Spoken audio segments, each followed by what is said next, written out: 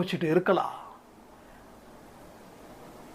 இல்லை அனுபவிச்சு முடிச்சிருக்கலாம், இல்லை ப்ரெசண்ட்டில் நடக்கலாம், இல்லை ஃப்யூச்சரில் கூட நடக்கலாம். ஆனால் கடவுள் உங்களுக்கு இந்த வார்த்தையில் எல்லாத்தையும் நீ காதில் வாங்கு, இதே காது தான் உனக்கு நாளைக்கு அத்தனை பேரும் தட்டுற அந்த சத்தம் இருக்கு, அது கேட்க போகுது. அதை கேட்டு இப்பயே நீ பூரிப்படைஞ்சிக்கோ. எவ்வளோ சத்தங்கள் நம்ம காதில் கேட்க போகுது, எத்தனை புகழ் நம்மளை பற்றி பேச போகிறாங்க, எப்படிப்பட்ட மனுஷனாக வாழணும்னு எத்தனை பேருக்கு நீங்கள் எல்லோரும் ரோல் மாடலாக இருக்க போகிறீங்க. ஸோ நாம் எல்லாம் ரோல் மாடலாக இருக்க போகிறோம்.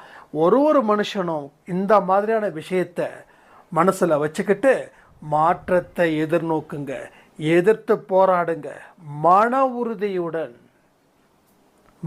உறுதியுடன் எதிர்த்து போராடுங்க. அந்த மனசில் என்ன நினைக்கணும்னா, இதே காது